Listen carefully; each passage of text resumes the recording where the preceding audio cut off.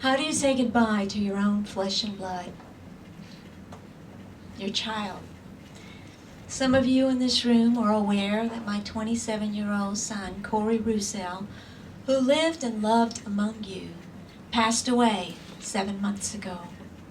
And because of the sudden and unexpected nature of his death, he did not say goodbye. In fact, he posted on his Facebook page that saying goodbye was one of the things he didn't do very well. Hello, my name is Denise Roussel, and I would like to share with you what it was like to have Cory in my life. Coming from a well-situated, middle-class, educated family, one could not have predicted Cory's future among the populations of the prisons and homeless. But the non-logical, unique progression of Cory's life opened my world to see the expansive, limitless nature of us all. My son Cory changed my life completely, and for this I'm forever grateful. His love and courage thrust me into a new way of life as he became my guru and my teacher. One of the biggest lessons that Cory taught me was to face my fears. For those of you who knew Cory, you know that he was one of the most courageous people one has ever met. Cory knew that he chose this life before he was born, and that it would be a tumultuous one where he would rise and fall rapidly through the cycles of life. This kind of life requires fearlessness.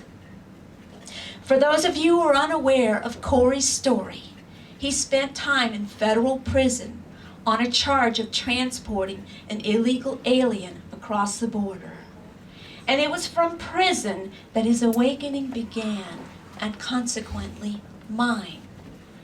And from his letters that my life became transformed.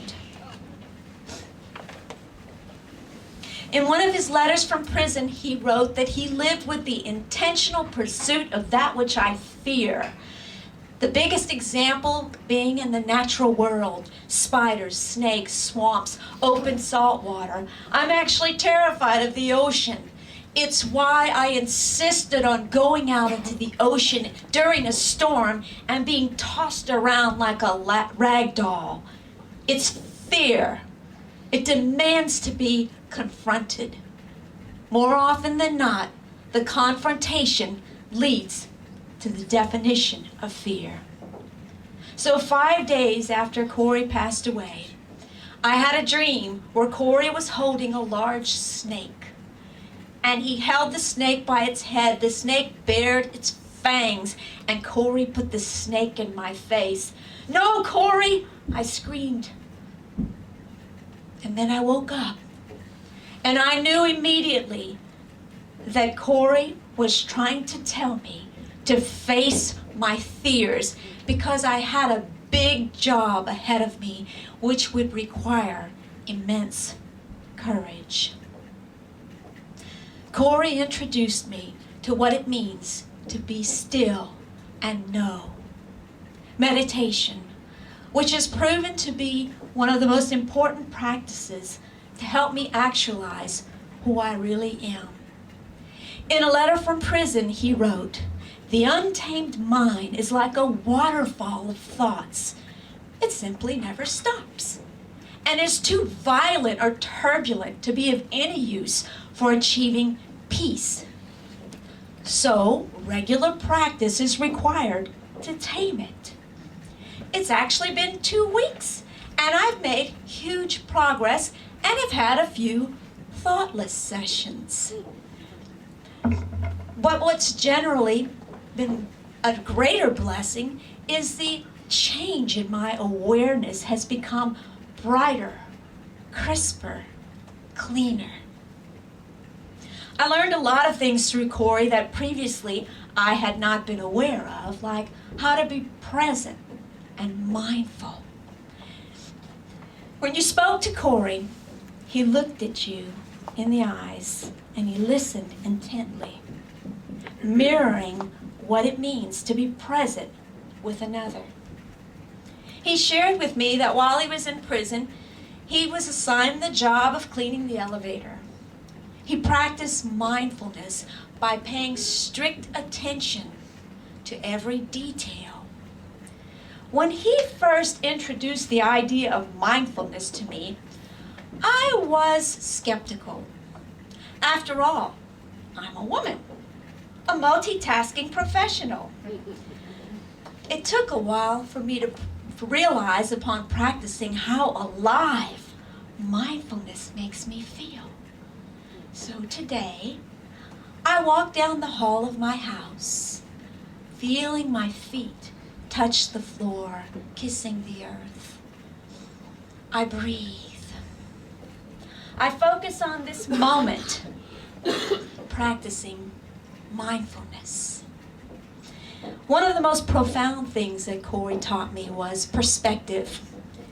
He once shared that while he was in solitary confinement, he would sit in one spot 95% of the time, reading, writing, meditating.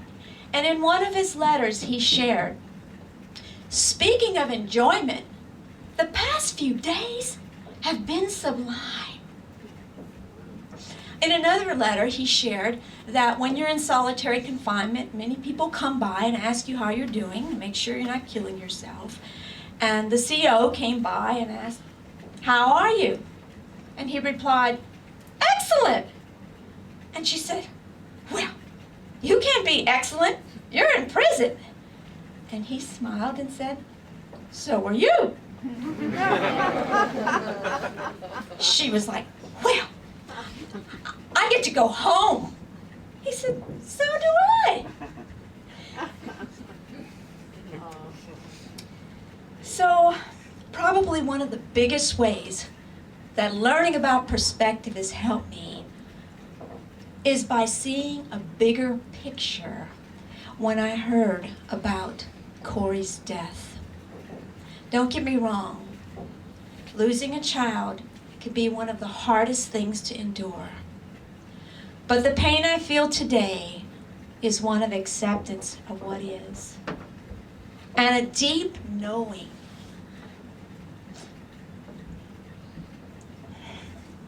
that there's something so much greater happening here than the death of my son. One of the top priorities in my life is meaningful connection, thanks to Cory. He wrote, "God permeates and comprises all, an ocean of energy and potential that connects us all." We're all connected? I thought. That's not how I was conditioned. It's been ingrained in us all of our lives that we're all different. But Cory was super good at taking the veil off of illusion. He thrived on meaningful connection, paving the way for me and those whose lives he impacted. One of Cory's most noteworthy practices was to find creative ways to show love and compassion, like holding up a sign like this that said "free answers" on a busy sidewalk, trying to engage people. One day, a woman came by who was quite inebriated and asked him, "Will I get my children back?" Cory looked at her with a deep empathy and shared, "The fear that you have, the fear that you will not get your children back, is what's preventing you from getting what you want." Another time, he held up on the corner this sign, "Lo siento, just be loved." And yet another time, He posted flyers around town, tear-off flyers of free compliments. You're brilliant, you're awesome, I trust you with my life. The world is grateful you exist. He challenged me by his example. And today I find myself practicing, trying to emulate his practices. And trying to find ways to do some other things and encouraging other people to do the same. Cory knew that by opening, being authentic and vulnerable, it was a key to real living. So I like what he posted one day. So on my birthday this year, I decided just for the day to do and say just as I please, and really challenge that awkward, vulnerable place we try to keep protected. I decided to not only see the elephant in the room, but to send a spear through it, barbecue it, and commence eating one bite at a time. Radical, authentic expression. I pulled off the filter and got raw. It felt amazing. Not only amazing, but right. I decided not to ever have another normal day again. Even if I say and do wrong, if it causes there to be valuable insight into improvement for the future, it becomes worthwhile. We cannot do much good if we're not a little ballsy about vulnerability. One of the most critical things that Cory taught me was to be a rebel, which was not my nature at all. He reminded me of someone who saw a cliff up ahead, and he would try to warn people as they came barreling down the path. He refused to accept the establishment just because he was told to. As he put it, a rebel is a spiritual phenomenon. His approach is absolutely individual. His vision is that if we want to change society, we have to change the individual. The individual has a soul, has a chance of evolution, possibility for transformation, for change. Hence, the difference between a revolutionary and a rebel is tremendous. The rebel is the very essence of spirit. He brings into the world a change of consciousness. And if the consciousness changes, the structure of society is bound to follow it. Human consciousness has not changed for many centuries. Once in a while, someone blossoms. But in millions of people, the blossoming of one is not a rule, but an exception. And because that person is alone, the crowd cannot tolerate him. His existence becomes like a humiliation. His presence is insulting because he makes you aware and he opens your eyes. He makes you aware of your potential and your future, and it hurts your ego that you've done nothing to be more conscious, to grow, to be more loving, ecstatic, creative, silent, to create a more beautiful world. The world has known only a very few rebels, but now is the time. If humanity proves incapable of producing a large number of rebels, a rebellious spirit, then our days on the earth are numbered.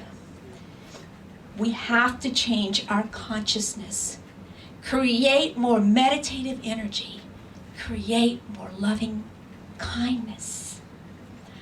I'm not upset he didn't say goodbye, because he never left me. Our souls are so connected that I can feel his presence with me now.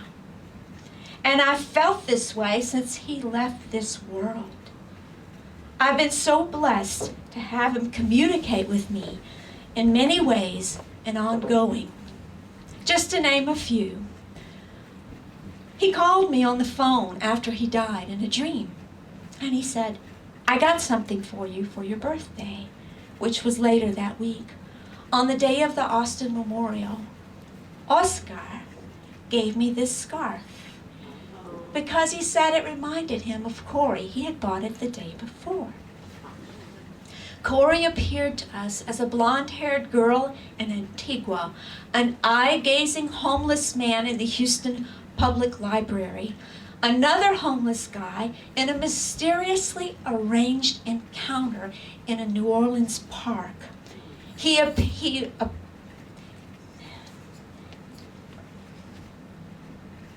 visited our entire family with a rich, pure fragrance of rose. He showed me the cosmos in a half-dream, and he relayed the message, "I see you, I know you, I love you," while imparting powerful energy. His eyes appeared to me in an intense eye gaze.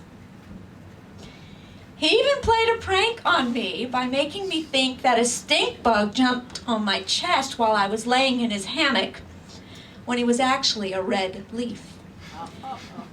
He physically tickled me under my arm to wake me up one morning. And finally, much like people who like to stick their heads in the camera and say, "Hi, Mom," he vocally interjected from the side of my head in an unrelated dream, "Hi, Mom." You see, my son Cory may have left this realm of existence, but he's still here, just in another dimension. There's no need to say goodbye when you stay connected. So to you, Cory, I return the greeting. Hi, Cory.